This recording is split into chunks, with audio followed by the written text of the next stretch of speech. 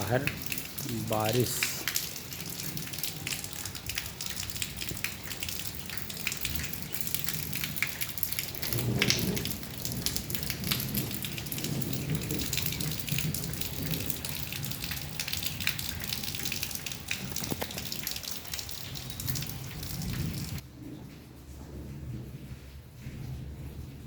वर्तमान समय में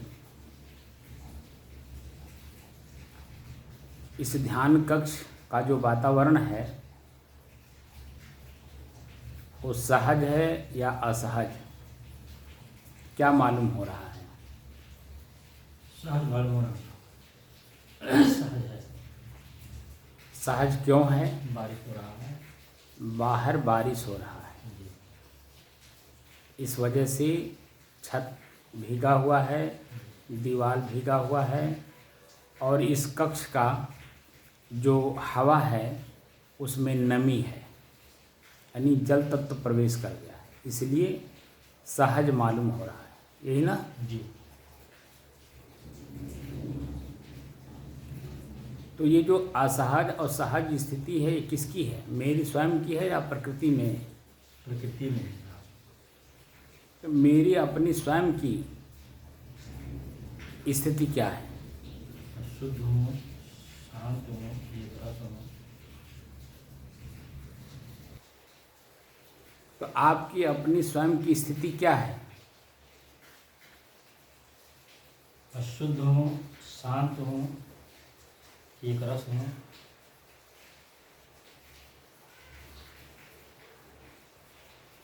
ये तो मैं बता दिया हूँ तो आप जान गए शब्द के माध्यम से।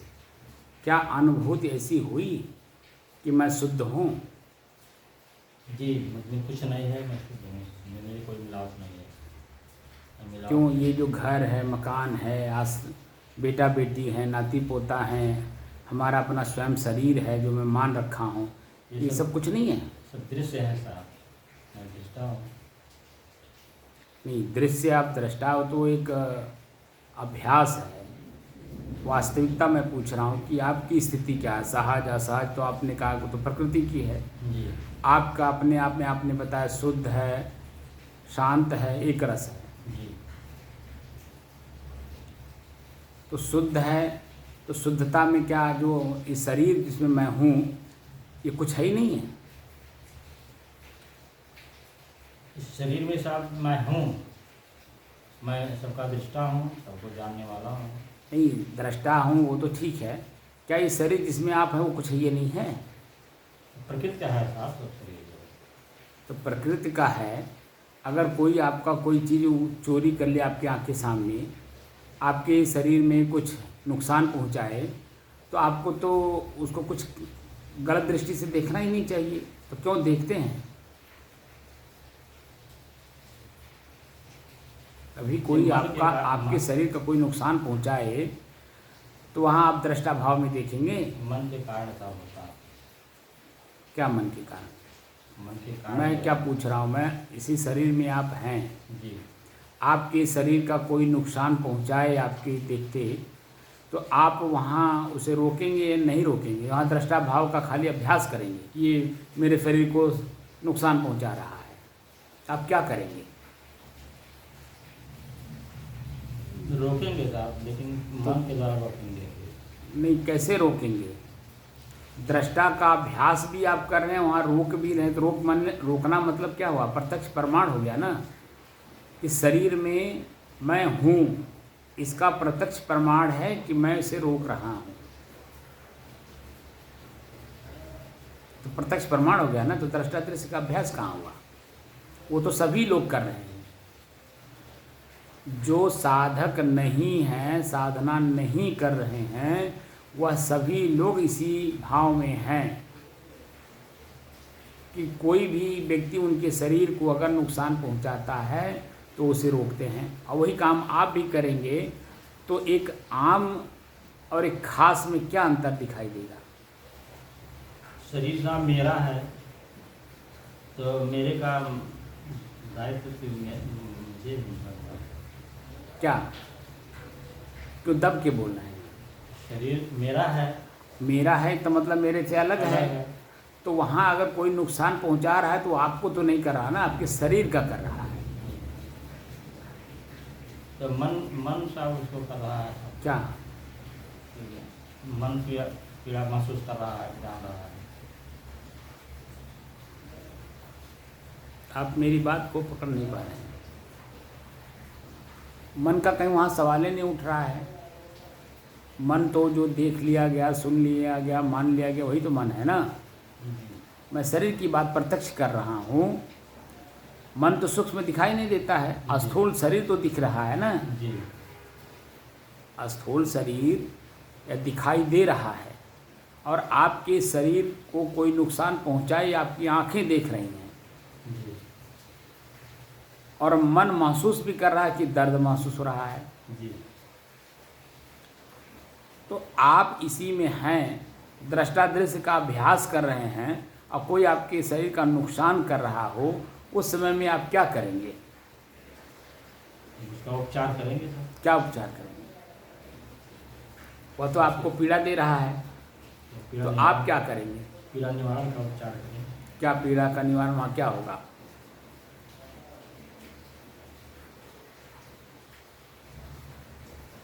क्या प्रिय मित्रवत व्यवहार करेंगे या पुत्रवत व्यवहार करेंगे या दुश्मनी जैसा भाव लाएंगे?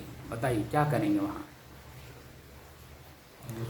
अगर आप मित्रवत व्यवहार करते हैं तो राग हो गया, अगर दुश्मनी जैसा भाव करेंगे तो द्वेष हो गया। तो फिर आप जो साधक हैं, साधना कर रहे हैं, ठीक है कि नहीं? अपने मन, इंद्रिय, शरीर और इंद्रियों के विषय, उनके भोग से अपने आप को आप बचाने की कोशिश कर रहे हैं। तो शरीर में ही पहले आपके शरीर में ही कोई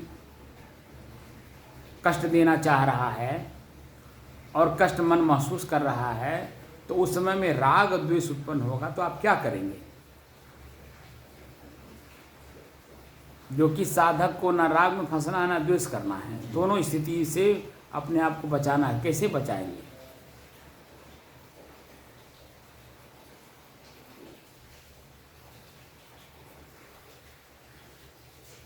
क्योंकि आपका शरीर भी दृश्य है और सामने वाला जो कष्ट शरीर को दे रहा है वह भी दृश्य है। जैसे आपका श्वास भी दृश्य है जी। आपका नाक भी दृश्य है जी। आपका जो फेफड़ा है जहाँ आप हवा को ले जा करके फिर वहीं से वापस करते हैं वो भी दृश्य है। आप अभ्यास करते हैं तो उस समय में जो आपको कष्ट, पीड़ा, सुगंध, दुर्गंध, शीतलता, ठंड, गरम, जो कुछ भी आपको दिखाई देता है, तो उस समय में आप क्या करते थे? जो सुगंध आ रहा है तो आप उसे भोगने में लग गए। दुर्गंध आ रहा है तो क्या कर रहे थे? वहाँ से दोनों हमारे नहीं है साहब, दोनों को नहीं भोगा। ये तो आप खाली मौखिक रूप से कह रहे हैं ना, प्रकृति में है दोनों। अभी यहाँ मैंने आपसे कई बार कहा था कि जहाँ दुर्गंध हो, बहुत सी दुर्गंध हो, वहाँ बैठ करके अभ्यास करिए। आप कर पाए? प्रैक्टिस आपने किया? अभी थोड़ा सा दुर्गंध आ जाए, नाक को महसूस होने लगी, तो यहाँ बैठेंगे भी एक चूहा मर जाए यहाँ पे, बोलिए बैठ पाएंगे? बदबू तो लगेगा साहब। मैं क्या कह रहा हूँ, बदबू तो उस बदबू से ही तो ऊपर उठने की बात कर रहा हूँ। आप दृष्टा दृश्य का अभ्यास तो बता दिए आप। जी। मैंने क्या कहा कि आपके शरीर को कोई नुकसान पहुँचाए तो उस समय में आप क्या करेंगे? क्योंकि शरीर में है, शरीर की आसक्ति टूटी नहीं है, तो आप क्या करेंगे वहाँ पर? ये शरीर प्रकृति का साथ प्रकृति में फिर वही बात, शरीर प्रकृति का है तो प्रकृति में ही तो काम कर रहा है, आपके शरीर को नुकसान पहुंचा रहा है। जी। तो नुकसान पहुंचाते समय आपको दर्द, पीड़ा होगा कि नहीं होगा? जी होगा। तो उस समय में आप क्या करेंगे? मैं ये पूछ रहा हूँ कि जैसे कोई आपके शरीर को नुकसान पहुंचा रहा हो, उस समय क्या करेंगे? धैर्य धारण के साथ उसको बर्दाश्त करेंगे, इतना हो सकेगा, और उसका उपचार करेंगे।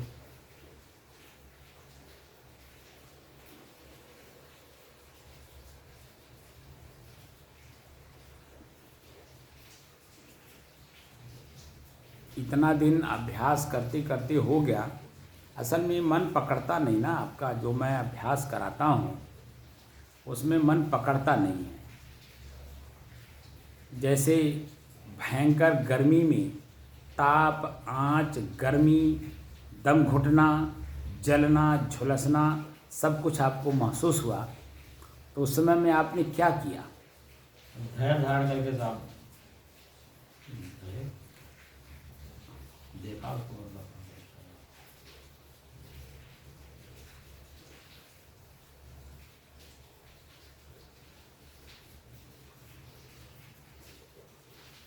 क्या उस समय में मन में नहीं भाव जगा कि जन में पंखा चल जाता तो अच्छा था, या कूलर लग गया होता तो बड़ा अच्छा होता?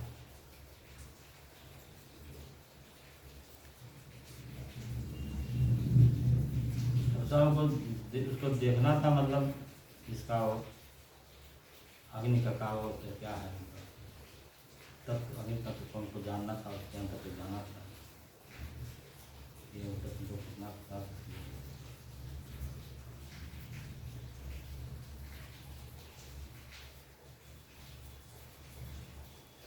किसी साधक का प्रश्न आया था, इसलिए मैंने आपसे प्रश्न किया कि आप दृष्टादृश्य का अभ्यास कर रहे हैं, कोई आपके शरीर को, कोई का मतलब कोई आदमी ही नहीं, जैसे मच्छर ही आपके शरीर पे बैठ गया, जैसे कोई कीड़ा ही आपके शरीर पे बैठ के काट रहा है, मक्खी बैठ गई, तो उस समय में आप क्या करेंगे?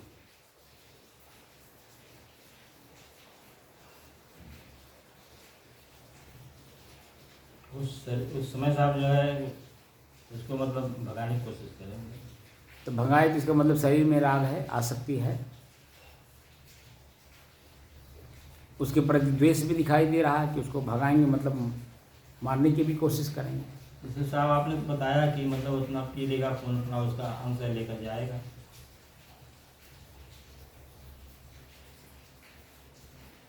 नहीं, ये तो मैंने बताया, आपने सुना जी। अभी प्रत्यक्ष प्रमाण आए, आपके ऊपर मच्छर बैठे और खून चूसे,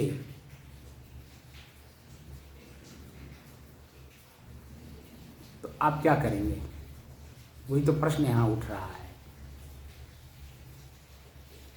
बड़ी बड़ी बात तो बड़ी बात तो हम लोगों ने कर ली, जी ठीक है। जैसे मच्छर काटेगा साहब तो शरीर को काटेगा, मैं शरीर हूँ नहीं, तो इसलिए मतलब इस शरीर को दर्द होगा, हमको प्रेत होगा नहीं।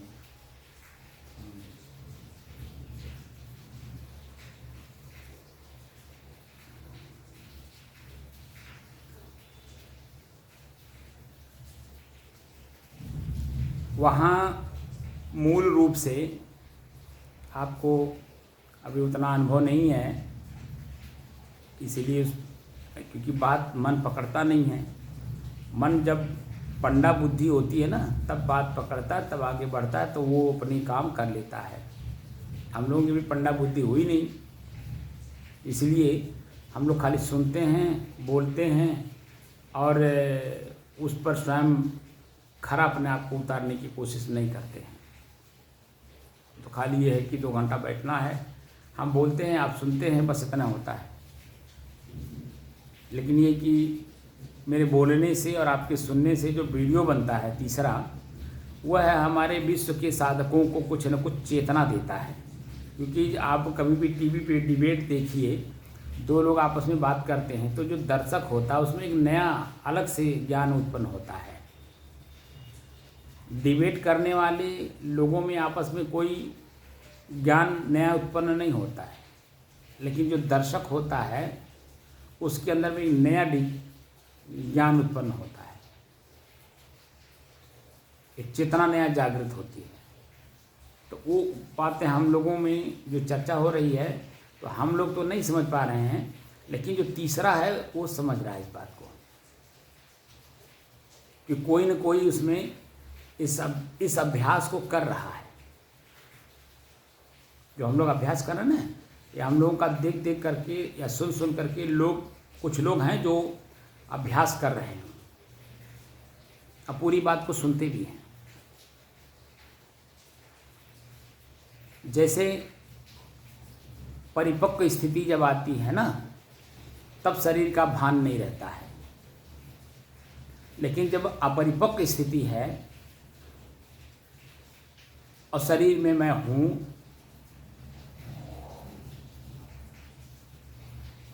और शरीर को कोई नुकसान पहुँचाए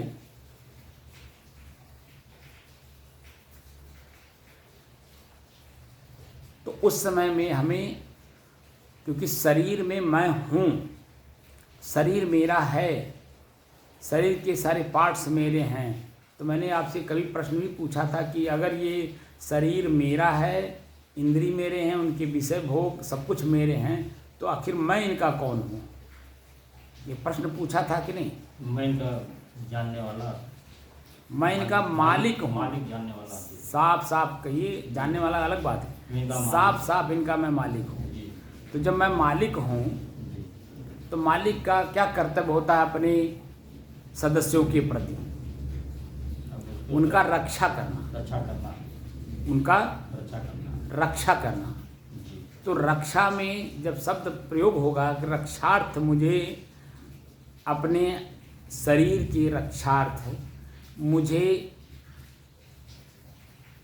अपने आप को वहाँ लगाना होगा, क्योंकि शरीर में जो एहसास होता है वो शरीर में नहीं होता, वो मुझे होता है, शरीर के माध्यम से मुझे होता है।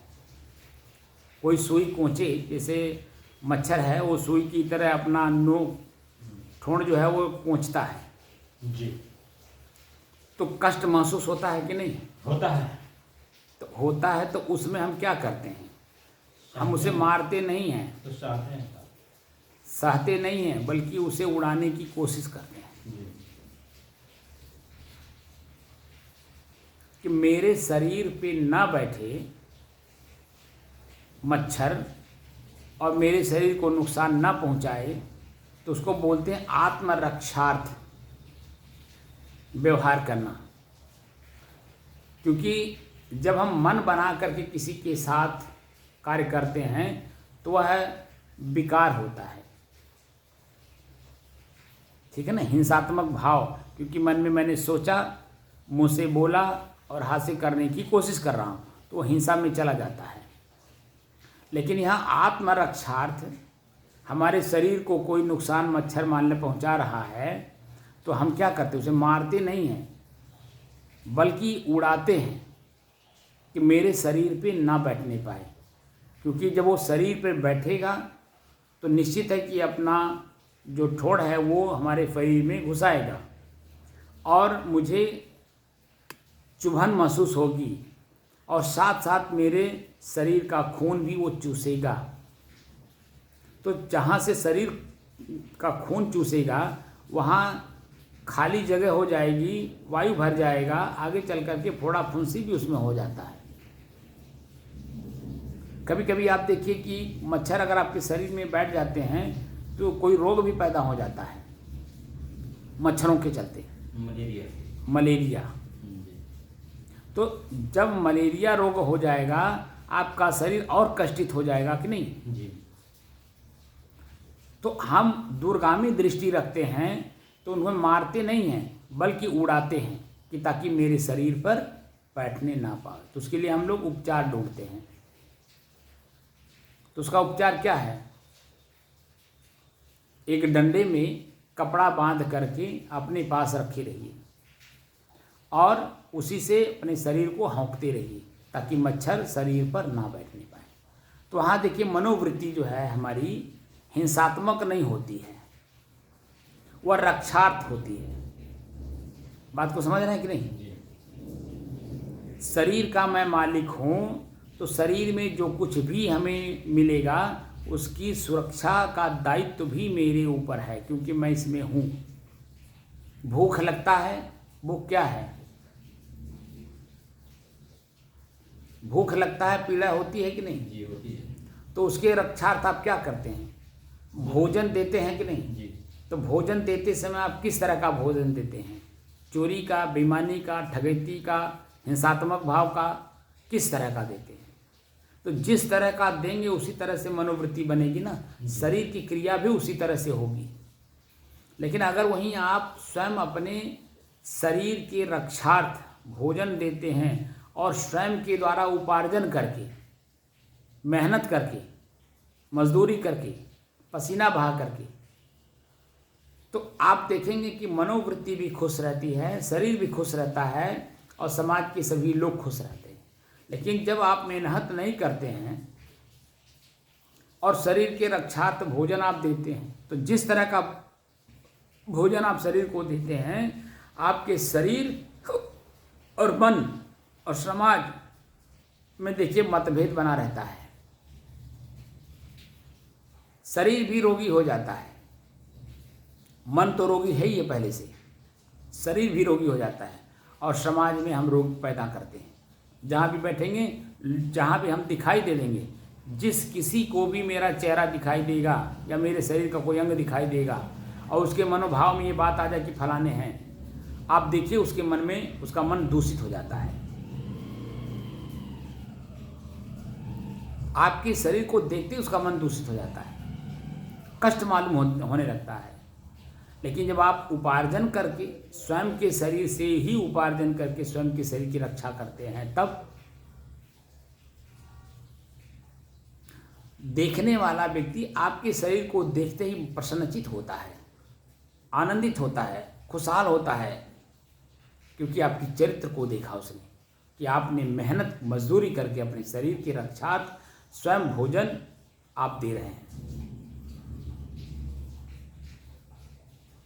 बात को समझे कि नहीं? अभी जी कुछ पकड़ में आई बात? जी। शरीर की रक्षा करनी है तो राग द्वेष से ऊपर उठ करके हमें करनी है, क्योंकि जब तक मैं हूँ इस शरीर में, हमारा कर्तव्य बनता है इसकी रक्षा करना। क्योंकि जैसे ही शरीर में किसी प्रकार का कोई रोग व्याधि आती है, तो जितने दिन वो रहेगा, हमारी स्वरूप स्थिति, आत्म स्थिति, कैवल्य की स्थिति बनेगी ही नहीं। वो बार बार मन उसी पे जाएगा, पीड़ा महसूस कराएगा। तो उसकी दूरगामी दृष्टि रख करके जो कुछ भी मेरे शरीर पे उत्पन्न हो रहा हो या कोई कष्ट देने की कोशिश कर रहा हो, ऐसे शब्दों का प्रयोग करना, आदमी कर रहा हो तो ऐसे शब्दों का प्रयोग करिए कि ताकि उसके मन में हिंसात्मक भाव जो आया हुआ है आपको कष्ट देने के लिए, उसमें मानवता का भाव आ जाए। तो शब्द का प्रयोग करना है तो बुद्धि का प्रयोग करना होगा। तो बुद्धि, जब आप अपने आप में स्थिर रहेंगे तभी बुद्धि का प्रयोग कर पाएंगे। लेकिन अगर अपने आप में स्थिर नहीं है तो चंचलता में बुद्धि का प्रयोग तो करेंगे, लेकिन चंचलता में जबान फिसल जाएगी।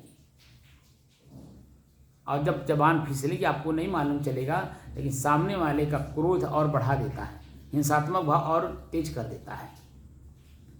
उसके अंदर में जो क्रोध जागा हुआ, अग्नि का स्वरूप, पानी का स्वरूप उसमें आ ही नहीं पाता है कि आपके प्रति जो हिंसा का भाव है उसमें नमी आ जाए, नरमी आ जाए, नहीं समझ में बात आएगी। तो क्या करेगा वो, और आपके ऊपर टूट पड़ेगा। आप चले बचाने, पता चला वो आपके ऊपर और हिंसात्मक भाव प्रयोग कर दिया, तो आपके अंदर में भी हिंसात्मक भाव आ जाएगा। बात पकड़ में आ रही कि नहीं? जी। जैसे श्वास की गति को जब हम देख रहे थे, तो जब पहले बार हम बोले महीनों दिन तक, तो आपके समझ में ये बात आई कि तत्काल मिलता है। जैसे सुगंध, दुर्गंध, सामान्य, ठंड, गर्म, शीतल, खिंचाव, तनाव, खुजली, गीलापन, सूखापन, ये तुरंत मिलेगा। लेकिन जब आपने क्लियर किया तो मैंने कहा वो समय समय से मिलेगा।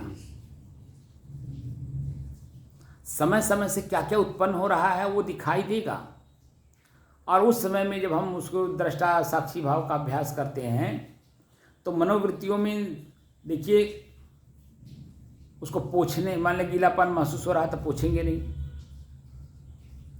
खिंचाव मालूम हो रहा है तो उसे खुजलाएंगे नहीं, खुजली अगर मालूम हो रही है तो आप खुजलाएंगे नहीं। तो खुजली को देखेंगे, लगातार देखेंगे, तो लगातार देखने से जो मनोवृत्तियों में खुजलाने की मनोभाव उत्पन्न होता है, वह मनोभाव धीरे धीरे धीरे धीरे सहनशीलता में बदल जाता है। और सहनशीलता में जैसे बदला, और जैसे ही खुजली समाप्त हुई, आपको भी नहीं पता चलता कि मेरे शरीर में कहीं खुजली भी उत्पन्न हुआ था। ये सब चीज़ें स्थिरता पूर्वक मैं क्यों दिखा रहा था कि मन आपका पकड़े और अपने ही मन की गति को पकड़ करके मैं स्वयं हर परिस्थिति को, असामान्य परिस्थिति को सामान्य बनाने में कामयाब हो जाऊं। अब जैसे सामान्य आपकी परिस्थिति शरीर की, मन की, बुद्धि की, हर चीज़ की जैसे सामान्य स्थिति बनती है, तब जाकर के आपकी स्वरूप स्थिति या कैवल्य स्थिति महसूस होती है। अकेलापन का एहसास तभी महसूस होता है जब मेरी मनोवृत्तियाँ बाह्य आंतर किसी भी तरह की अनुभूति ना करें। अगर अनुभूति करता जा रहा है, इसका मतलब है कि अभी मन एकाग्र नहीं हुआ, स्थिर नहीं हुआ, शांत नहीं हुआ, तो केवल यानी अकेलेपन का एहसास कैसे करेगा। जैसे सुबह मैंने बताया ना, आपके साथ 10 लोग हों जी, और ललकार करके आपको जन में आगे बढ़ जाए, और जैसे ही आप में जोश पैदा हुआ और वो लोग आपसे अलग हो गए, उस दशा में आप क्या करेंगे। आपको अकेलेपन का एहसास हो गया कि मेरे साथ जो 10 थे वो चले गए जी, और मैं उन 10 के बीच में अकेला पड़ गया। तो उस समय में चेतना जागृत होती है कि नहीं। जी, और जैसे चेतना जागृत होती, सावधानी बरतते हैं कि नहीं, जी, करते हैं। सतर्कता रखते हैं कि नहीं। जी, तो क्रियात्मक जो भी भाव आपके अंदर में आया हो, चाहे मन में हो, चाहे वाणी में हो, चाहे क्रिया में हो, वहाँ अपने स्वयं सुधार करते हैं कि नहीं। करते हैं। क्यों करते हैं? क्योंकि ये 10 हैं, मैं अकेला हूँ। अकेला हूँ, निर्बल हूँ।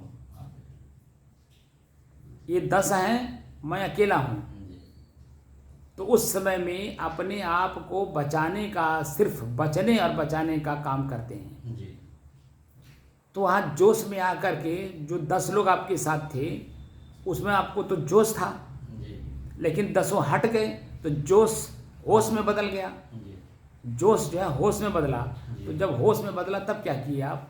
तो सावधानी बरते कि नहीं। सावधानी बरते थे। तो शब्द बोलेंगे तो क्या बोलेंगे? बाबू, भैया, जी, अरे भैया हम क्या बताएं, फलाने जोश दे दिए, उस जोश में मैं भी आ गया, जी, मुझे गलती क्षमा करिए, मैं जोश में आ गया हूँ, अब नहीं ऐसी गलती करूँगा।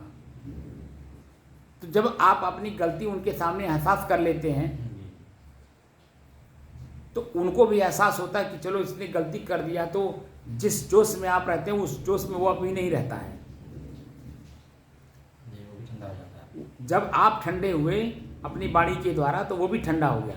तो आपके साथ हिंसात्मक कार्रवाई करेगा? नहीं करेगा। क्रूर व्यक्ति होगा तभी करेगा।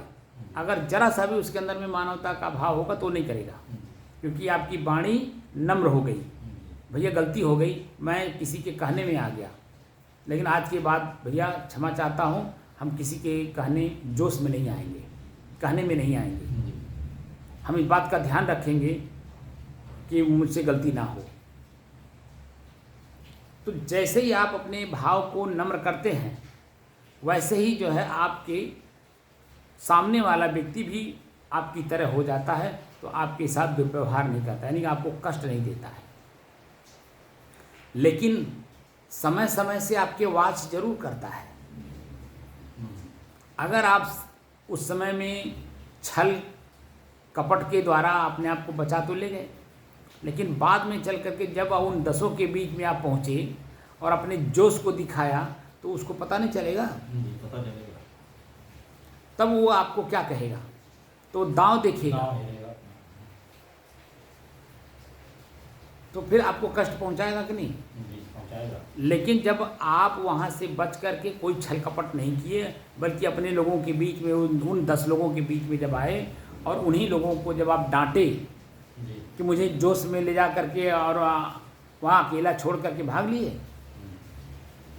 जब उनको अपनी गलती का एहसास कराएंगे तो दोबारा ना वो ले जाएंगे और ना ही आप जाएंगे। जी, तो गलती नहीं करेंगे तो उसको अवसर ढूंढने का कहीं मौका मिलेगा नहीं मिलेगा। जिस व्यक्ति के सामने आपने क्षमा मांगा है, जी, तो उसे और आपके प्रति आपको मारने का या आपको नुकसान पहुंचाने का कोई अवसर ढूंढने की जरूरत पड़ेगी नहीं पड़ेगी। तो वह बुद्धि की स्थिरता है कि आप स्वयं अपने आप में स्थिर हैं, तब किसी को दांव नहीं आपके प्रति खोजेगा ना करेगा, ना नुकसान पहुंचाएगा।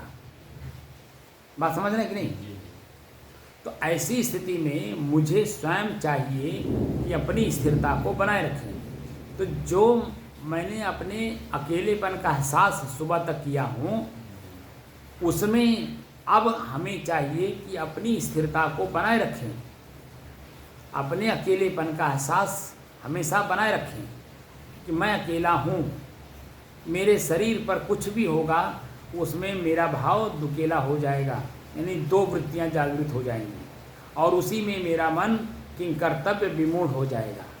अगर हम सावधान नहीं हैं, सतर्क नहीं हैं, चेतना में नहीं हैं और अपने अकेलेपन का एहसास नहीं है, तो वृत्ति जैसी जागृत होगी वैसा मेरा मनोभाव बन जाएगा और मनोभाव बन करके वैसा कार्य करा देगा मेरे से। तो जो अकेलेपन का एहसास किया हूँ, वह अकेलेपन का एहसास अस्थायी रूप से स्थिर नहीं रहेगा। जो अभी आपने कहा कि मैं एकरस हूँ, तो एकरस की स्थिति बनाए रखने के लिए चेतना में 24 घंटा रहना बहुत आवश्यक है। 24 घंटे अगर चेतना में नहीं है और अपने अकेलेपन का एहसास नहीं कर पा रहे हैं, तो निश्चित है कि आपकी मनोवृत्ति कहीं न कहीं आपको ठोकर मार देगी और ठोकर मारेगी तो आपको कष्ट महसूस होगा। तो जो अकेलेपन का एहसास साधना के माध्यम से मेरे सानिध्य में आपने उसे देखा, जाना, समझा, प्रयोग किया और महसूस भी किया अपने अकेलेपन का, वो सब मिट्टी में मिल जाएगा। तो फिर आपको सिर्फ पश्चाताप के अलावा कुछ हाथ नहीं लगेगा, क्योंकि मैं मिलूँगा नहीं, क्योंकि मुझे भी मालूम हो जाएगा कि ये व्यक्ति सिर्फ ढोंग करता है और आगे इसके साथ मुझे व्यवहार साधना में रखना है कि नहीं रखना है, इसके साथ साधना करना है कि नहीं करना है, इसे सिखाना है कि नहीं सिखाना है, ये मेरे अंदर में भी भाव जग जाएगा। बात को समझ रहे हैं कि नहीं? जी। तो आगे सिर्फ आपके पास अनादिकाल तक के लिए सिर्फ पश्चाताप हाथ लगेगा और कुछ नहीं लगेगा। आज जो समाज की दुर्दशा है वो इसी कारण से है कि संतों ने अपना हाथ खींच लिया है, क्योंकि लोग सिर्फ बातें बड़ी बड़ी करते हैं, अब बात के साथ काम बड़ी बड़ी नहीं करते हैं, इसलिए संत अपना हाथ खींच लिए। क्योंकि संत इतना लोगों ने किताबों के माध्यम से अपने मन को उछाल दिया है, बड़ी बड़ी बातें सिर्फ किताबों में पढ़ी है और उसे खाली स्थिर कर लिया है दिमाग में, लेकिन व्यवहार में उसे उतारा नहीं। तो व्यवहार में उतारा नहीं तो क्या होगा? वो मेरे सामने सिर्फ बड़ी बड़ी बातें करेंगे। जैसे सुबह आपने सुना नहीं, सुबह जो हम लोग ध्यान से जब उठे जी। तो मैंने जैसे ही मोबाइल खोला, ठीक है ना, जी। जो फ्लाइट मोड था उसे हमने ऑनलाइन किया, वैसे ही मुझे मालूम हुआ कि कोई व्यक्ति मुझे याद कर रहा था, यानी मिस कॉल पड़ा हुआ था और कंपनी ने मुझे उसकी सूचना दी कि कोई व्यक्ति आपको याद कर रहा था। और जब मैं मिलाया तो एक संभ्रांत व्यक्ति निकले और पता चला कि बड़ी बड़ी बातें किताबों में उन्होंने पढ़ रखी है। आपके सामने वार्तालाप हुई कि नहीं हुई? जी। और किताबों में बड़ी बड़ी बात पढ़ रखे हैं, लेकिन जीवन में आचरित नहीं था वो, तो सिर्फ बातों में ही रह गया कि नहीं रह गया? जी। तो मेरी बात को समझ पाए? बिल्कुल नहीं समझ पाएंगे, क्योंकि उन्होंने जो पढ़ा है, जिस समाज में रहते हैं, जो उन्होंने देखा है, जिस जात धर्म और व्यवहार में हैं, उतने तक ही वो सीमित हैं। अपने असीमित शक्ति को वो जानते ही नहीं हैं। मेरे पास असीमित शक्ति है। जब आप अपने आप को अकेलापन महसूस करते हैं, तब वह शक्ति आपको दिखाई देती है, तब वहाँ नई चेतना जागृत होती है और अपने आप को बचाने के लिए जो उस समय में आपके विचार में जो विचार उत्पन्न होते हैं, उसको जब आप लागू करते हैं तो शरीर को भी, मन को भी, चित्त को भी और स्वयं अपने आप को भी आप सुरक्षित उस विषम परिस्थिति से निकाल के बाहर कर लेते हैं। क्योंकि जो परिस्थिति सामने है वो विषम है, यानी आपको नष्ट करने के भाव में है, तो वहाँ से अपने आप को सीधे बचाते हैं कि नहीं? जी। तो ऐसी दशा में हमें चेतना में 24 घंटा रहना होगा और चेतना के साथ साथ शांत में भी रहना, शांत भाव में भी रहना होगा। और शांत भाव से जो दृश्य, चाहे शब्द के रूप में हो, चाहे रूप के रूप में हो, चाहे वो स्वाद के रूप में हो, चाहे वो सुगंध दुर्गंध के रूप में हो, चाहे हमारे लिंग इंद्री का विषय भोग हो सामने, अगर हम शांत भाव में हैं और चेतना में हैं तो निश्चित है कि वह दृश्य सामने हमें स्पष्ट रूप से दिखाई दे देगा कि यह दृश्य मुझे क्या देना चाहता है। कष्ट, दुख, पीड़ा, सुख, आनंद या परमानंद या शांति का अनुभव क्या देना चाहता है। तो जैसे ही उसे आप देखेंगे और अपने आप को उससे अलग करने की कोशिश करेंगे, तो जैसे ही आप अपने आप को अलग कर ले गए तो आपकी मनोवृत्ति एकदम प्रसन्न मुद्रा में, शांत भाव में स्थिरता दिखाई देगी, स्वयं अपने आप की स्थिरता दिखाई देगी। क्योंकि जो दृश्य था सामने था, वो दृश्य क्या था? आपको कष्ट देने, पीड़ा देने, क्योंकि वो वृत्ति ऐसी है, बनी हुई है। और आपकी वृत्ति, शांत वृत्ति को अपने में मिला करके आपको भी अपने जैसा बनाना चाहती है। लेकिन आप अपने आप में स्थिर हैं और अपनी स्थिरता का ज्ञान है तो आप उस दृश्य में मिलेंगे नहीं। जैसे मान लीजिए मैंने उदाहरण दिया था, कोई आपको गाली दे, आपको कष्ट पहुंचा रहा हो, उस समय में आप क्या करेंगे? गाली देने वाले के गाली का प्रतिक्रिया गाली में नहीं देंगे, पहली बात। दूसरी बात, अगर शब्द भी बोलेंगे तो उसमें भी आपको तौलना होगा कि इस समय में मुझे अपने मुंह से शब्द निकालने का समय है या नहीं। अगर मैं मुंह से शब्द निकाल रहा हूं और इसका जो गाली का भाव है वो डाउन हो रहा है और मेरी बात को सुन करके और तेज होगा, तो उस समय हम क्या करेंगे? अपने मुंह को बंद कर लेंगे और भीतर से इसे क्षमा करेंगे कि यह बालक वत बुद्धि रखने वाला व्यक्ति ये अपने होश में नहीं है, यह अपने क्रियाओं के जोश में है। तो जोश में होश होता नहीं है, तो होश वाले व्यक्ति को वहाँ शांत रहना, स्थिर रहना बहुत ज़रूरी होता है। अगर वो स्थिर नहीं है, शांत नहीं है, तो क्रिया का प्रतिक्रिया जो देगा तो जोश में देगा और शब्द मुंह से क्या निकलेगा उसे खुद नहीं पता चलेगा। और पता चला कि वह तो सिर्फ गाली दे रहा था और आपने भी उल्टा उसके शब्द उसी रूप में उसी भाव में आप आकर के शब्द को निकाल दिए, तो पता चला वहाँ और भी क्रियाएं शुरू हो जाएंगी। हाथापाई होना, लाठी डंडा चलना, ईंटा पाथर चलना, गोली चलना। आप देखे होंगे पहले वाद विवाद होता है, पहले कहा सुनी होता है, फिर वाद विवाद होता है, फिर आगे चल करके सारी क्रियाएं बढ़ जाती हैं। तो उसमें स्वयं वो जो पहले अशांत था वो तो अशांत था ही, आपके द्वारा और अशांति बढ़ गई। आप तो अशांत हुए ही, अपने लोगों को भी और अशांत कर दिए। जो आपके परिवार के सदस्य हैं वो भी अशांत हो गए और उसके परिवार के लोग भी अशांत हो गए, तो क्रियाएं बढ़ गई।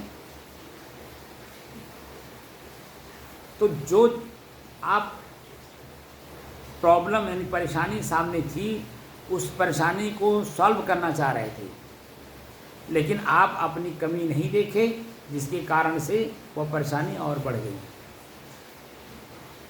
तो साधक को हमेशा, ये साधक की बात हो रही है, साधक हमेशा शांत भाव में रहे और अपनी वाणी को हमेशा अपने मुंह से निकालने से पहले एक बार तौल ले, और तौल करके जब बोलेगा तो सामने वाले की वाणी में या उसके मन मस्तिष्क में आप एक नया रूप धारण करा देंगे और उसके मन मस्तिष्क में जैसे ही आपके वाक्य पहुँचेंगे वो शीतल हो जाएगा, ठंडा हो जाएगा। थोड़ी देर के बाद वह आपके सामने से हट जाएगा।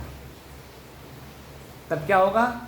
आपकी शांति की प्रक्रिया बनी रहेगी और समाज में जो विकृति पैदा हो रही थी, ध्वनि प्रदूषण, वह नहीं होगा। और ध्वनि प्रदूषण के कारण क्रिया प्रदूषण जो होने वाला था, हाथापाई, डंडा या और चीज़ें, वह सब नहीं होंगे। तो आपकी अस्थाई जो शांति है, स्थिरता है, वह बरकरार रहेगी। कुछ बात समझ में आई कि स्वयं मैं शरीर का मालिक हूँ और मालिक का कर्तव्य बनता है कि बुद्धि से काम ले। और बुद्धि से काम लेने का मतलब हुआ होश में रहना, चेतना में रहना। और चेतना में अगर आप नहीं हैं, होश में नहीं हैं, तो शांत वृत्ति भी आप अशांत कर देंगे और अशांत बना लेंगे।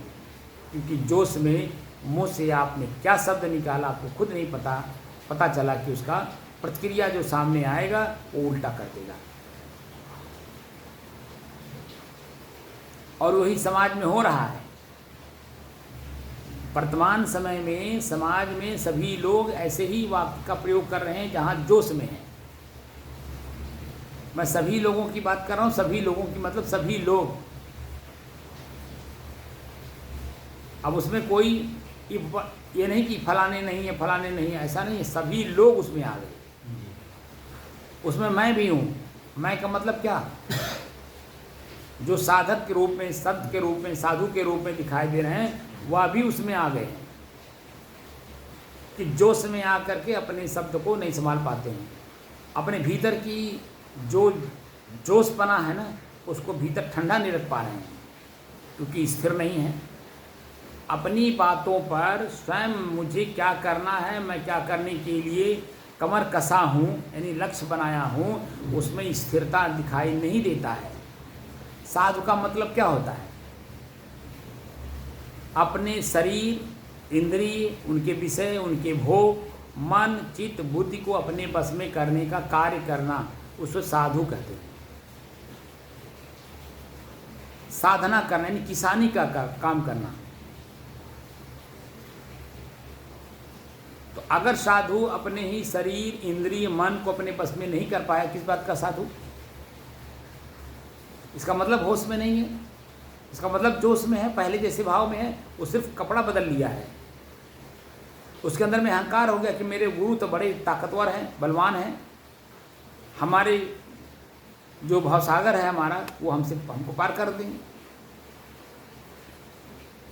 भाव माने बुराई होता है, और सागर, बुराइयों का सागर प्रत्येक घट में विद्यमान है। प्रत्येक घट मतलब चींटी से लेकर मनुष्य तक जितने जीव हैं सभी के अंदर में भवसागर है, यानी बुराइयों का सागर है।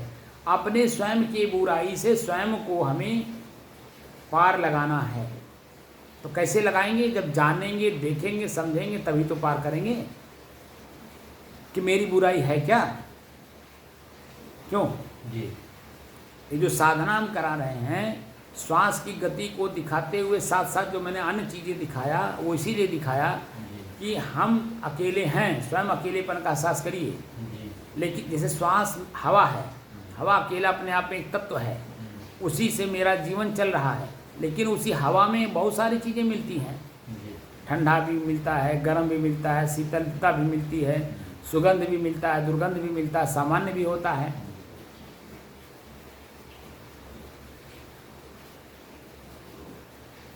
और चीज़ें मिलती हैं कि नहीं मिलती हैं? ऐसे ही मैं स्वयं अपने आप में अकेला हूँ, लेकिन मैं अकेला हूँ यह एहसास कहाँ होता है?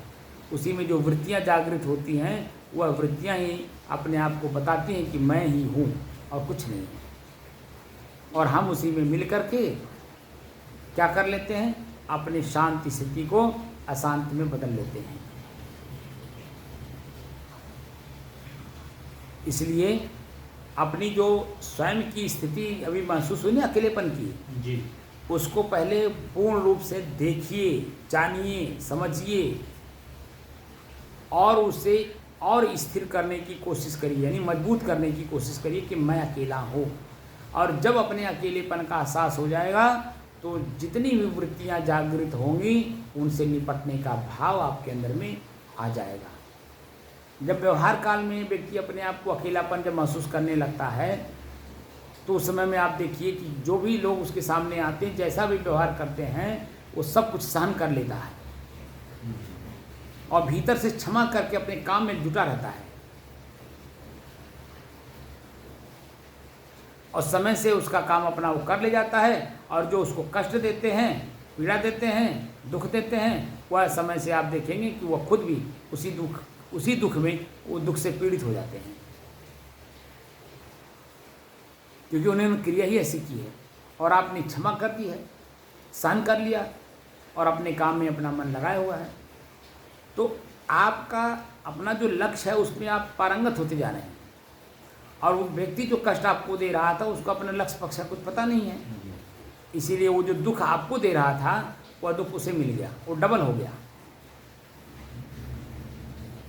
तो शरीर से पीड़ित है, मन से भी पीड़ित है, और समाज के भी प्रत्येक लोगों से वो पीड़ित होकर के, दुखी होकर के जीवन यापन करता है। और भीतर ही भीतर भगवान को कोसता है, हे भगवान तुम हमें कहाँ भेज दिए, किन राक्षसों के बीच में भेज दिए, क्या करने के लिए भेज दिए, क्यों भेज दिए, तमाम तरह का प्रश्न अपने आप में निकालता है।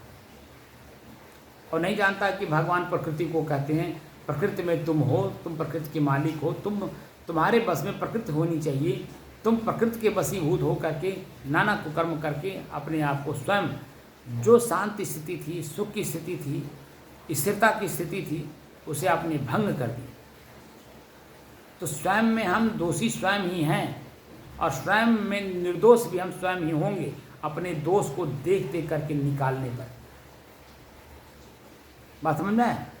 कोई भी मुझे वर्तमान में जो कष्ट दे रहा है वह कष्ट पहले मेरे द्वारा प्राप्त किया हुआ है, तब मुझे वो कष्ट दे रहा है। और अगर मेरे द्वारा पहले से वो प्राप्त न किया हो तो मुझे वो क्यों कष्ट देगा, आप बताइए?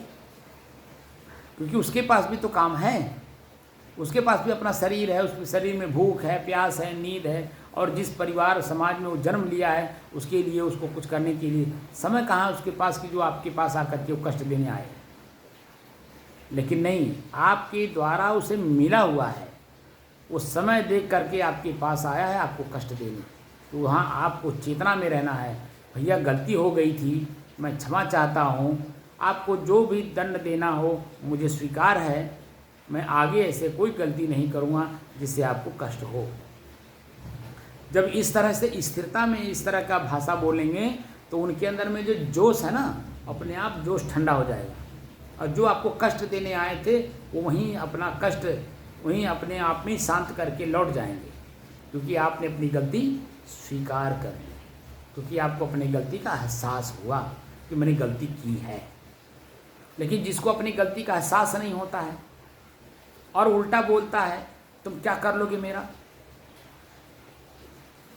जैसे आपने ऐसा प्रयोग किया शब्द का, तुम मेरा क्या कर लोगे, आप बता दीजिए कि वो जो करेगा तो करने आया ही है, वो तो करने आया ही है। शब्द का जो प्रयोग आपने किया उसको बल मिल गया अपने क्रिया को और मजबूती के साथ करने के लिए।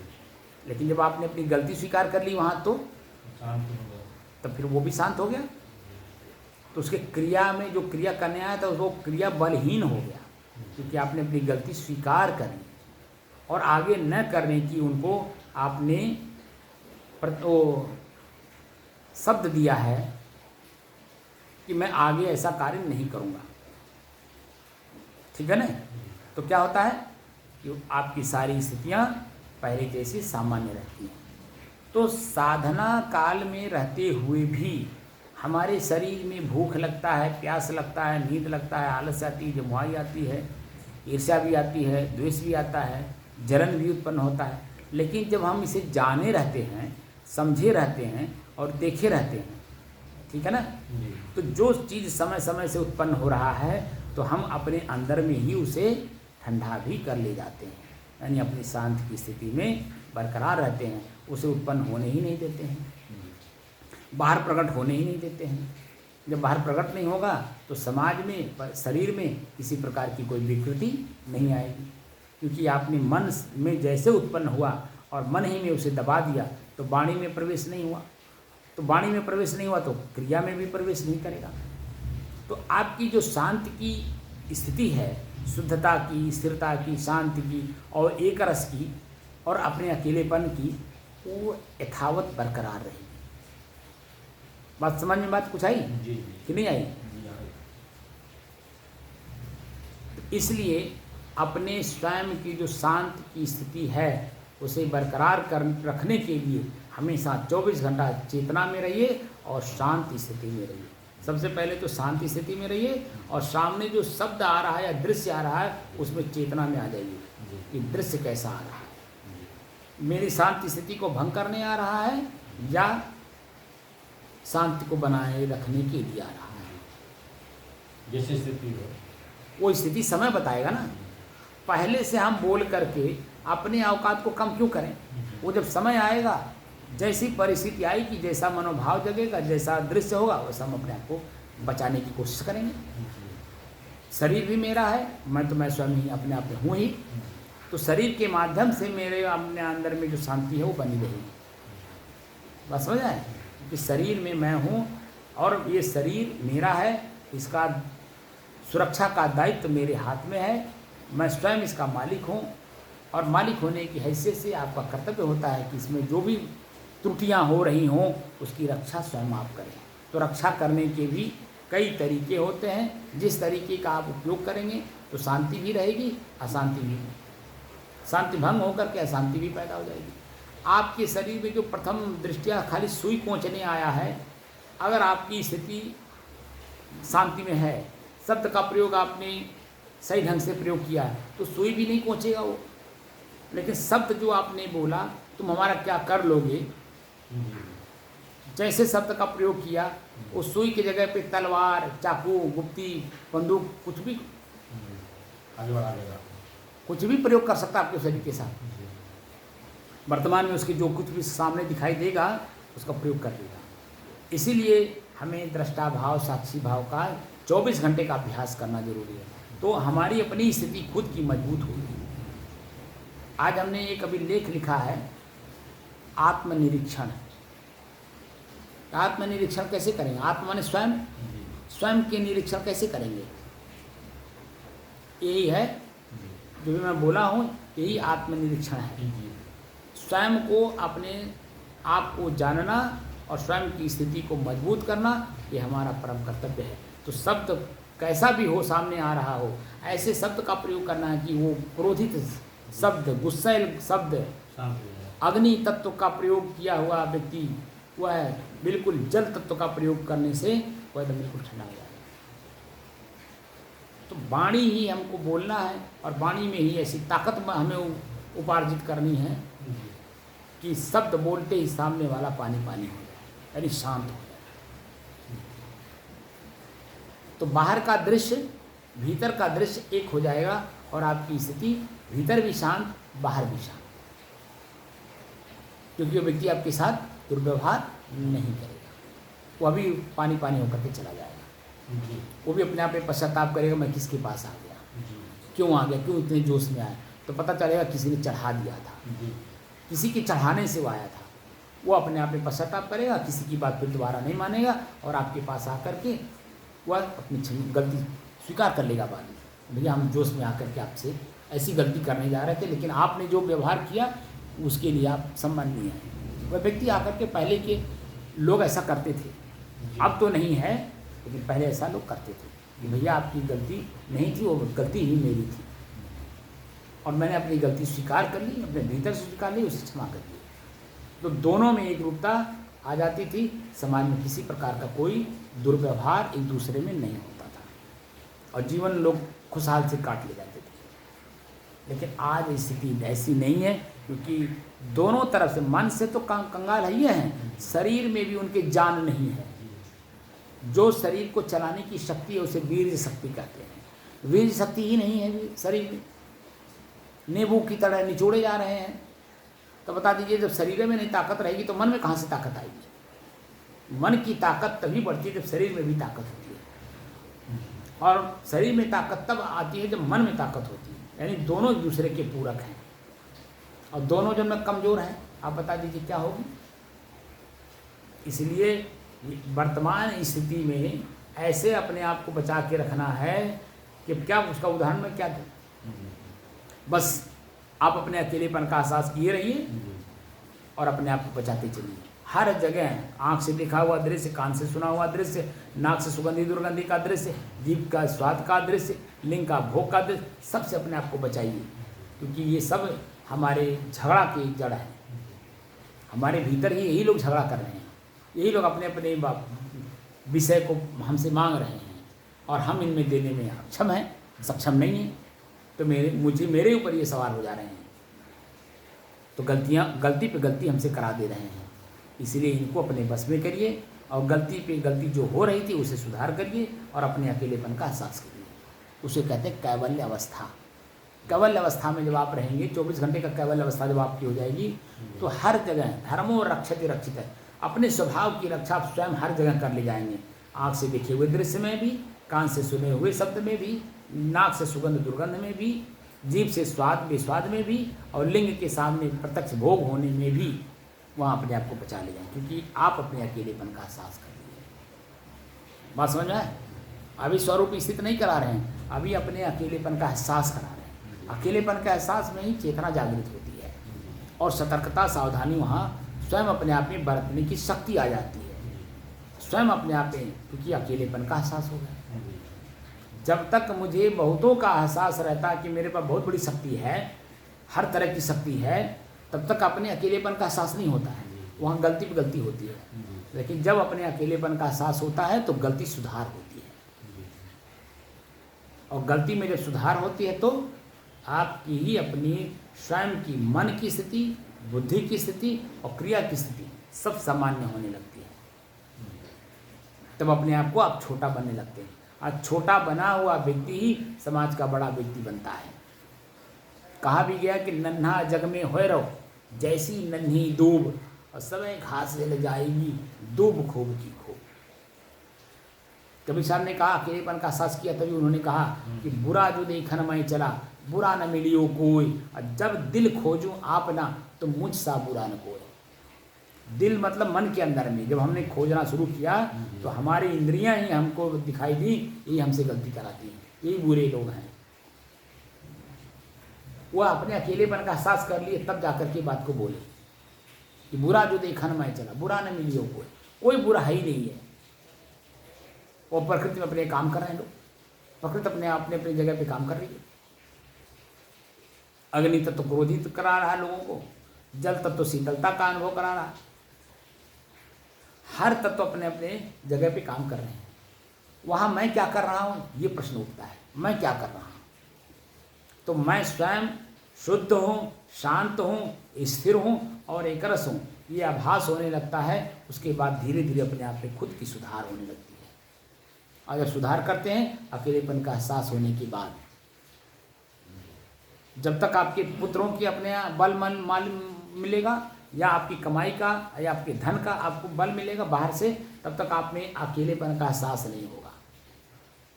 वो जो बनावट वाला ताकत है वो आपको अपने अकेलेपन का एहसास होने ही नहीं देगा, और जो कि क्षणिक है, क्षणिक भी क्या बाहर का है, भीतर प्रवेश नहीं कर सकता।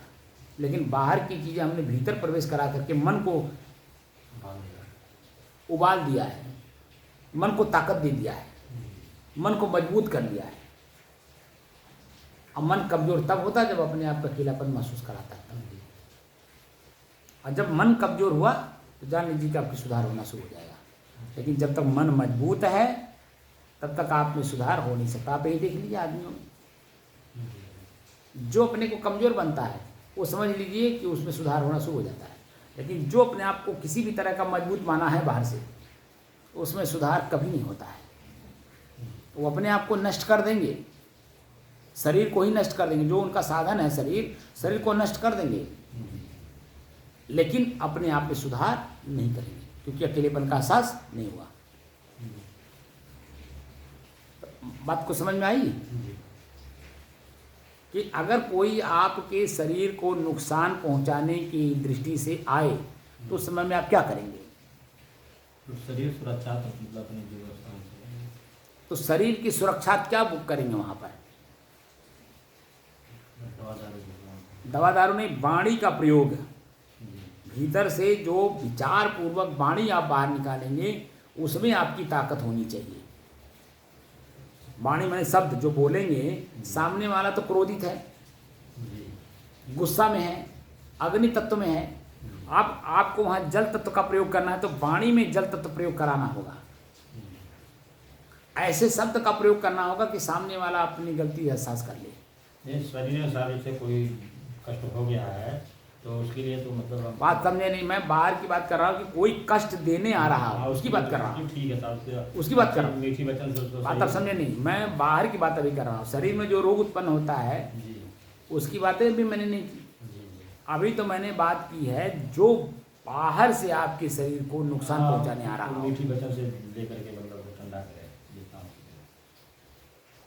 मीठी वाणी में भी स्थिरता हो, कपट ना हो, छल कपट ना हो कि मैं अवसरवादी प्रक्रिया अपना रहा हूँ। वर्तमान में मान लीजिए अवसरवादी प्रक्रिया आपने इजाद कर ली और सामने वाले को आपने ठंडा करके भेज दिया, लेकिन आपके अंदर में अवसरवादी भाव है, तो जब आप उसके ऊपर अटैक करेंगे तो क्या वो दोबारा नहीं आपके ऊपर अटैक करेगा? तब वहाँ स्थिर चित्त हो करके कि दोबारा भी हमें नहीं करना प्रयोग, तो अपनी गलती उसके सामने एहसास कर लीजिए, भैया हमसे कोई गलती हुई हो तो मैं क्षमा चाहता हूँ, और जो दंड देंगे मैं स्वीकार करूँगा। अगर मैंने गलती की है और गलती आपको ऐसा लगता है कि इन्होंने गलती का बदला गलती में ही आप सुधार कराएंगे, तो भैया आप जो चाहे कर लें, लेकिन मैं गलती अगर मैं मान लिया और नहीं कैसे करूँगा तो आपके ऊपर निर्भर करता है कि आप क्या मेरे साथ करेंगे। तो जैसे जैसे शब्द का प्रयोग आप करेंगे वैसे वैसे उसके मन में खुद ठंडापन आता जाएगा। लेकिन भाव कैसा होना चाहिए? भाव विबल होना चाहिए, अपनत्व की भावना होना चाहिए। ये गुस्से में है और मैं ठंडा हूँ, शांत हूँ, तो इनको ठंड करना है, शांत करना है। इनके क्रोध को, क्रोध में है, गुस्से में है, यानी अग्नि तत्व इनके अंदर में प्रवेश कर गई है, तो स्वयं जल रही है, इनको जला रही है। और ये जब क्रिया करेंगे तो मुझे भी जलाने की कोशिश करेंगे। तो मैं ज्ञानी व्यक्ति, तो मेरा ज्ञान जो है इनके ऊपर हावी होना चाहिए। यानी ज्ञान मतलब शीतलता, जल तत्व का प्रयोग करना। वाणी में शब्द का प्रयोग जब करेंगे तो वाणी में जल तत्व प्रयोग करके आप प्रयोग करेंगे। तो जैसे आपने अपनी गलती स्वीकार कर दी, उसमें आपने जल तत्व को डाल दिया। गलती स्वीकार करना ही वहाँ आपने जल तत्व का प्रवेश करा दिया जी। और तुरंत जो है उसके अंदर में जो गुस्सा था वो आधा ठंडा हो गया। अब आधे में जो है वो प्रतिक्रिया करेगा, वार्तालाप करेगा आपसे उसी गुस्से में, उसी जोश में। लेकिन आप जब होश में रहेंगे तो नरम बात, ऐसे शब्द का प्रयोग करेंगे कि उसके शब्द का वो भाव जो है डाउन हो, ठंडा होता जाए, उसमें अग्नि प्रवेश ना करने पाए। क्योंकि मेरी वाणी में भी अग्नि प्रवेश करा करके अगर हमने शब्द बोल दिया तो उसकी अग्नि और भभक जाएगी, धधक भी जाएगी, भभक भी जाएगी, और आपको भी जला के राख कर दी। वो तो जल ही रहा है, आपको भी उसमें आँच आ जाएगा, यानी जल जाएंगे आप भी। तो अपने आप को हमें बचाना है, तभी तो शांत रह पाएंगे। तो प्रयोग करते समय तत्वदर्शी हमने बनाया आपको, तो तत्वों का भी प्रयोग कराना होगा। सामने वाला किस तत्व में है? क्रोध यानी गुस्सा, गुस्सा यानी अग्नि तत्व। मीठा मीठा बोल रहा है, इसका मतलब जल तत्व इसके अंदर में है, इसका मतलब इसके अंदर में छल कपट है। तो वहाँ सतर्कता सावधानी बरतना जरूरी है। आपका बेटा मीठा मीठा बोल रहा है, क्यों मीठा मीठा बोल रहा? क्योंकि उसको पैसे चाहिए। अभी आप जरा थोड़ा हल्का सा झटक करके बात कर दीजिए कि मेरे पास पैसा नहीं है। अभी उसका जो मीठा मीठा है जल तत्व प्रयोग किया है अपने जीवन में, वो छल कपट उसका मालूम हो जाएगा कि पैसे के लिए सिर्फ मेरे से मीठा मीठा बोल रहा था, और पैसा नहीं पाया तो देखिए अभी अपना औकात दिखा दिया। तो वहीं आपके अंदर में सावधानी बरतने में आ जाएगी और अपने अकेलेपन का एहसास होगा। लेकिन आपने खुद प्रयोग नहीं किया तो अकेलेपन का एहसास होने नहीं पाएगा, और वो अपना काम करके चला जाएगा, आप लूट जाएंगे। जो जीवन भर की कमाई है वो 2 मिनट में गंवा करके काम खत्म। आपको नहीं मालूम कि वो क्या कर रहा है, लेकिन आपका कमाया हुआ धन वो 2 मिनट में नष्ट कर दिया। तो इसलिए सावधानी, सतर्कता ये स्वयं के अकेलेपन में ही आता है। अगर अपने में अकेलेपन का एहसास ना हो तो सावधानी, सतर्कता, चेतनता नहीं आती है। फिर वो जोश में आदमी रहता, जोश में आदमी होश में रहता नहीं है। इसलिए हम लोगों को होश में रह के काम करना है। हम लोग साधक हैं, साधना कर रहे हैं, इसलिए अपनी स्थिरता का परिचय स्वयं अपने आप में देना है। इसलिए कोई भी मेरे साथ दुर्व्यवहार करने आए, लेकिन मैं ऐसा व्यवहार उसके साथ करूं कि उसका दुर्व्यवहार करने का जो भाव है अपने आप में ठंडा हो जाए। बात को समझ में आया?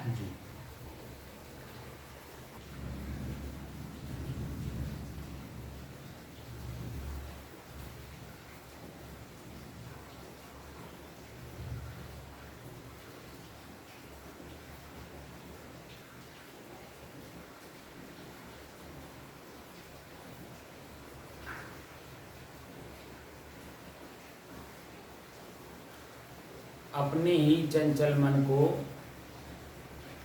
अपने ही बस में करके एकाग्रता, स्थिरता एवं स्वयं अपने आप में शांति का अनुभव करने के बाद स्वयं मैं कौन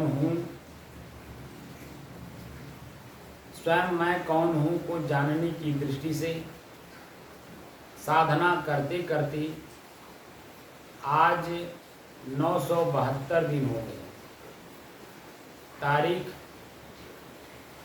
6 जुलाई सन 2024, दिन शनिवार, सायंकाल का समय।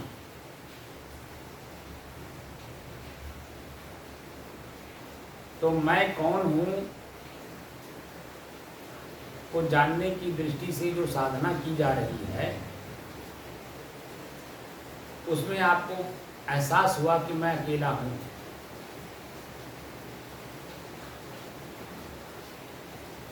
जिसको कैवल्य दशा कहते हैं जी। कैवल्य दशा में रहने पर चेतना, सावधानी और सतर्कता, ये तीनों शब्द अपने आप काम करना शुरू कर देते हैं। इन्हें अलग से बुलाने की जरूरत नहीं पड़ती।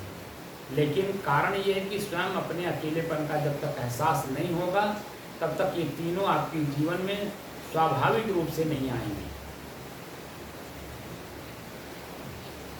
और स्वाभाविक रूप से जब नहीं आएंगे तो सावधानी, सतर्कता और चेतनता न आने के कारण जो जोश है, जोश में होश नहीं रहता है, चेतना नहीं रहती है। तो हम क्या करते हैं, जिस पर पहले से सवार है जोश में, वह प्रक्रिया अपना लेते हैं। पता चला मेरी शांत की स्थिति जो वर्तमान में है वह भी अशांत में बदल जाता है। इसलिए अकेलेपन का एहसास बहुत जरूरी है। और अकेलेपन का एहसास साधक को अगर नहीं हुआ तो उसके अंदर में जो जोश है ना, वो प्रकृति का है। अग्नि तत्व है, जल तत्व है, वायु तत्व है, पृथ्वी तत्व है, ठीक है ना। वो अपना काम कर रहे हैं, मुझे अपने स्वयं के अकेलेपन का एहसास नहीं होता है। तो वो मेरे ऊपर हावी है और मैं उनके ऊपर हावी होकर के जो काम वो करा रहे हैं वो मैं कर दे रहा हूँ। और उसी का परिणाम है मैं सुख दुख का अनुभव कर रहा हूँ। जो कि सुख दुख मेरे मेहमान हैं, प्रकृति के हैं, वो मेरे पास आएंगे, अपना सुख दुख दिखाएंगे और चले जाएंगे। और मुझे स्वयं मेरा शांति भंग करके जाएंगे, क्योंकि मुझे अपनी शांति का अनुभव नहीं है। इसलिए उसमें मिल जाते हैं और मिल करके सुख दुख का अनुभव करने लगते हैं। तो मेरी शांति जो है वो भंग हो जाती है। ये मेहमान है, ये अनुभव नहीं होगा, ठीक है ना। अब कल से जो अनुभव भी मैंने बताया, इसमें अभी परिपक्वता दिखाई नहीं दे रही है, ठीक है ना। तो कल से हम लोग ऐसा करेंगे कि जो शुरुआत 5 नवंबर सन 2021 को शुरू किए थे अपने श्वास को देखने के लिए, उसको परिपक्व करने की दृष्टि से दोबारा शुरू करेंगे हम कल से। अपने ही श्वास की गति को दोबारा देखेंगे जी। जैसे जो लड़का फेल हो जाता है तो फेल होने के बाद उसको अगली कक्षा में प्रवेश नहीं कराया जाता है, उसी कक्षा में दोबारा रखा जाता है ताकि इसकी मन स्थिति और मजबूत हो और अगली बार ये परीक्षा में पास हो जाए और ढंग के अंक से पास हो, ठीक है ना। तो अभी जो हमको जो दिखाई दिया उस परीक्षा में अभी हम पास नहीं हो पा रहे हैं। इसलिए हमें पूरा है उसी कक्षा में प्रवेश करके और उसको मजबूत करके तब आगे हमें चलना है, ताकि हम और चीज़ों में और मजबूती के साथ ढंग से उसका क्रियान्वयन कर सकें। ठीक है ना। तो कल से सुबह हम लोग जब बैठेंगे तो स्वाभाविक रूप से अपने श्वास की गति को देखेंगे और श्वास में समय समय से क्या मिल रहा है हम इसको भी देखेंगे, क्योंकि जो पहले तो 1.5 साल लग गया, क्योंकि मन में बहुत सारी बुराइयाँ थी, बहुत सारी स्मृतियाँ थी, ख्यालात थे, पढ़े हुए, सुने हुए, देखे हुए बहुत सारी चीज़ें थी, उसको शांत करने में हमें 1.5 साल लग गया। अब हमें 1.5 साल नहीं लगेगा, अब हम महीना 2 महीना में ही उसे कवर कर ले जाएंगे और स्पष्ट रूप से सुगंध, दुर्गंध, सामान्य, ठंड, गर्म, शीतल अलग अलग महसूस होने लगेंगे। बात समझ रहे हैं? और अपने अकेलेपन का एहसास होगा। ये सुगंध दुर्गंध मेरे में मिल करके मुझे बल दे देते हैं और बल दे करके मुझे अपनी क्रिया में मिला करके मुझसे क्रिया करा देते हैं जो मेरी शांति को भंग करते हैं। बात समझ में? सुगंध आया तो हम उसमें लगते हैं, सुगंध को लेने, भोगने लगते हैं। और दुर्गंध आया तो दुर्गंध वहाँ जैसे नाक महसूस कराया वैसे उसकी भागने लगते हैं। तो भागना भी नहीं है, भोगना भी नहीं है, अपनी शांति स्थिति में, अपने कैवल्य स्थिति में बरकरार रहना, यानी अकेलेपन का एहसास करना। ये जो आ करके मुझे जैसे सुगंध आया अपनत्व का भाव देता है तो भोगने लगाता है, भोगने में जुड़ा देता है, जोड़ देता है। और दुर्गंध आता है तो भगाने की स्थिति में आ जाता है। तो मैं ना भागूंगा और ना ही भोगूंगा, यानी किसी से जुड़ूंगा। जुड़ेंगे तो उसकी शक्ति मेरे में आ जाएगी और उसकी शक्ति आने से मेरी अपनी शक्ति सुप्त हो जाएगी, उसकी शक्ति में मैं शक्तिमान होकर के गलती कर बैठूंगा, क्योंकि शक्ति आ गई ना सुगंध लेने की, भोगने लगे। तो भोगना ही तो जन्म शक्ति उसकी लेकर के क्रिया कर दी है। अब दुर्गंध आया भागने लगे। तो ना भागना है ना भोगना है, दोनों काम नहीं करना।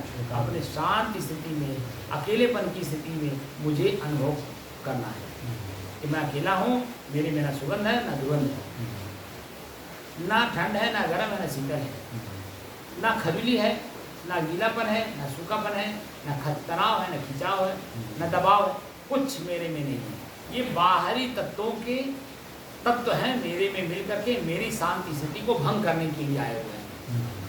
तो मुझे अपने अकेलेपन का एहसास करके इनके साथ नम्रता का व्यवहार कर देंगे, शांति स्थिति में बरकरार रहेंगे और ये अपना अवकाश जितनी भी देर दिखाना होगा अपना दिखाएंगे और उसके बाद लौट जाएंगे और मैं अपनी शांति स्थिति में बरकरार रहूँगा, एकदम बिल्कुल शांत। बात समझ में?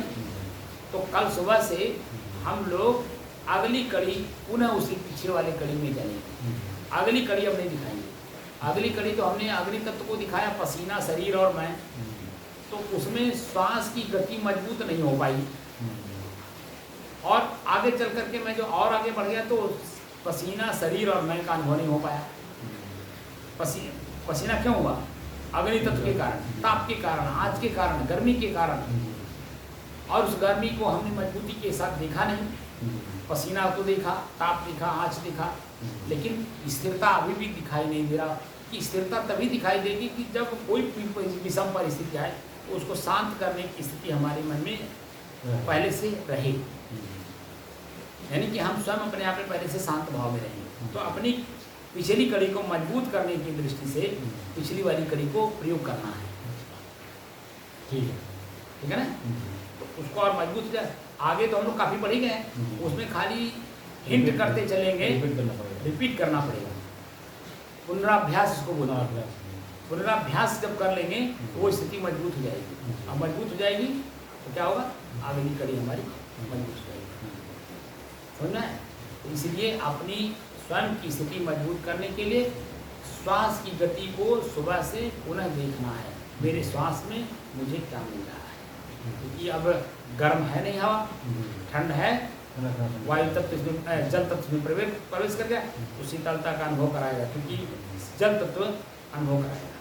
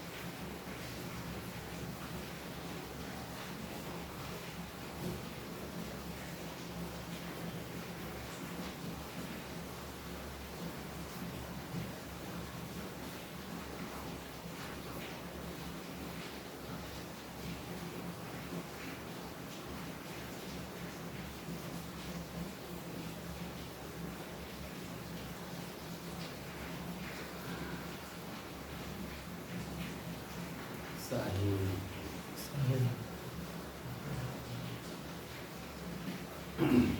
बराबर। कुछ बात समझ में आई? जी। क्या? कल से जो करना अभ्यास वाला। नहीं, वो तो अलग बात है। जो मैं शुरू किया था कि आप पर कोई अटैक करे, जी, अटैक कर देता है तो हम उसके बाद बहुत ममता से बात करेंगे। उसको उसमें हमारी वाणी में सुधार जी। होगी कि नहीं? होगी, बहुत सुधार वाणी में सुधार होगा, मन में सुधार होगा, जी, सब में सुधार। चिंतन में सुधार होगा। जी। अब बात जो समझ मैं में? निर्बल रहूँगा, अपनी निर्बल वाली बात रहेगी। हाँ, निर्बल केवल राम। जी। तो मेरा मैं स्वयं ही राम हूँ। जी। अपना बल वहाँ लगेगा तो अपने अकेलेपन का एहसास होगा, और अपने अकेलेपन के एहसास में सामने वाले को हम उनको भी अकेलेपन का एहसास करा देंगे कि जो गलतियाँ आप करने जा रहे हो वो गलती मैं भी कर सकता हूँ, लेकिन नहीं, मैं अकेला हूँ। अकेलेपन का एहसास करके अपनी नम्रता प्रकट कर रहा हूँ। तो उनके अंदर में भी चेतना आएगी, नई चेतना जागृत होगी, और चेतना के कारण जो है वो भी आपके साथ दुर्व्यवहार न करके बल्कि सद्व्यवहार करके मिलोगे। तो हम अपनी खुद की जो गलतियां कर बैठे हैं वाणी में, चिंतन में, मन में, वो सुधार होगा। ठीक है ना? कुल मिला करके हमें स्वयं अपने आप में ही सुधारना है, और सुधारना भी है। तो स्वयं को सुधारना है अपने आप में स्थिर रह करके, और स्वयं को सुधारना है यानी इंद्रियों को, आँख, नाक, कान, जीभ, इनमें भी जो कमियां आ गई हैं, जोश जो भर चुके हैं हम बाहर से, उसमें होश लाने की ज़रूरत करना है। और आँख को सुधार करना है देख करके, कान से सुधार करना है सुन करके, जीभ को बोल करके सुधार करना है। तो चेतना में रहेंगे तब सबका सुधार होगा, होश में रहेंगे तभी सुधार होगा, सतर्कता सावधानी बरतेंगे तभी सुधार होगा, अन्यथा नहीं होगा। अन्यथा आप वही करेंगे जो पहले कर रहे थे। तो हम लोगों के जो साधना का फल है, आज 972 दिन से कर रहे हैं, ये बलहीन हो जाएगा, निरर्थक चला जाएगा। इसीलिए मैंने कहा कि उसको और मजबूत कर लिया जाए, कि ताकि कल से पुनः जब हम अपने श्वास को देखें। ताकि अभी तो हम पहली बार जो अनुभव कराए हैं, इसमें विश्वास किसी को जल्दी होता नहीं है। विश्वास दिलाने के लिए इतना देर ले आया, इतना दिन तक ले आया। अब जो है उसमें मजबूती लाने के लिए दोबारा देखते हुए आना है, ताकि हम अपने आप में और मजबूत हो जाएं। हमारी स्थिरता, हमारी शांति, हमारी एकरसता का और मजबूती है ना। इसलिए कल से उस चीज़ को देखेंगे हम लोग, बातें कम करेंगे, सिर्फ समय समय से श्वास में क्या दिख रहा है इसी को खाली अभी क्या मिल रहा है। और अभी सुबह हमको याद दिलाइएगा कि बैठेंगे तो सिर्फ चर्चा होगी, श्वास को देखिए। चर्चा हम अंत में करेंगे कि श्वास में क्या मिला, क्या दिखाई दिया, हमसे अलग है कि मैं ही हूँ, सुगंध मैं ही हूँ, दुर्गंध मैं ही हूँ, या मेरे से अलग है। ये चर्चा हम बाद में अंत में करेंगे, और पहले सिर्फ श्वास को देखने के लिए बैठेंगे। ठीक है? तो श्वास की गति जब देखेंगे तो श्वास की गति देखने की क्रिया, दिखाई देने की क्रिया, जो देख रहा है उसकी क्रिया खुद की, जो सामने दिखाई दे रहा है उसकी अपनी खुद की क्रिया।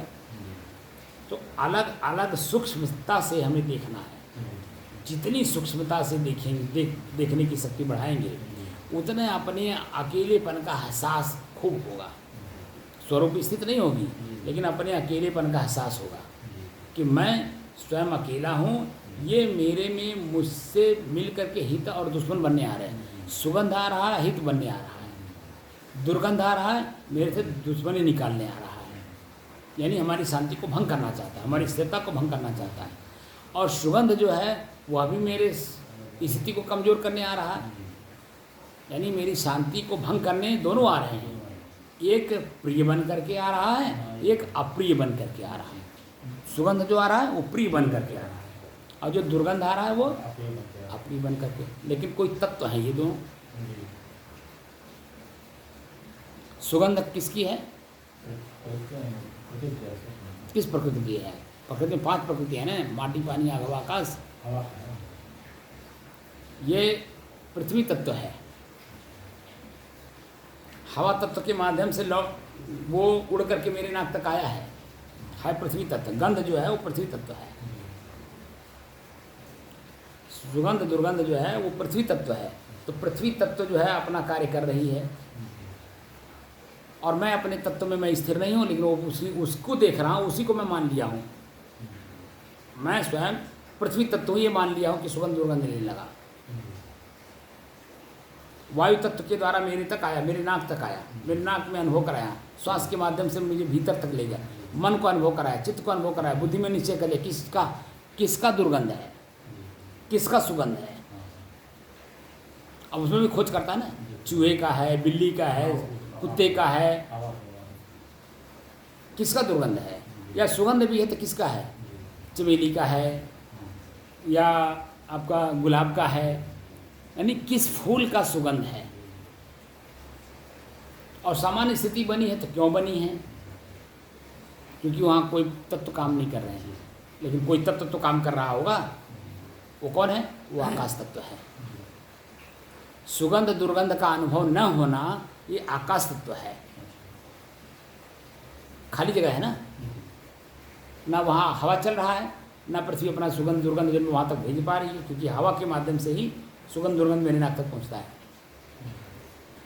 तो जो आकाश तत्व स्वच्छ है अपने आप में, वो अनुभव करा रहा है। तो इसलिए जो है मुझे अपने तक पहुँचना है तो इन तत्वों को भी जानना है, और तत्वों के जानने के बाद ही जो हमारे अपने अकेलेपन का एहसास होगा। और तत्व में क्रियाएं कितनी हैं, जैसे सुगंध दुर्गंध सामान्य, ठंड गर्म शीतल, गीलापन सूखापन खुजली, तमाम तरह की चीज़ें हैं ना। तो वो सब चीज़ें जो हमें दिखाई देती हैं वो उसकी क्रियात्मक चीज़ें हैं, किसकी, तत्व की। अग्नि तत्व, जल तत्व, वायु तत्व वो अपनी है, लेकिन मेरा अपना भी तो कुछ है ना, वो है सिर्फ स्थिरता। हमारा स्वयं का है स्थिरता। अपनी स्थिरता को हम प्रकृति में ढूंढ रहे, ये मेरा दोष है। हम अपने आप पे नहीं ढूंढ रहे हैं, हम प्रकृति में। प्रकृति से ढूंढना बंद करिए, स्वयं अपने आप को ढूंढिए, तो सीधे अपने आप का ज्ञान हो जाएगा। बात समझाएंगे? ठीक। साहेब बंदगी, साहेब बंदगी, साहेब।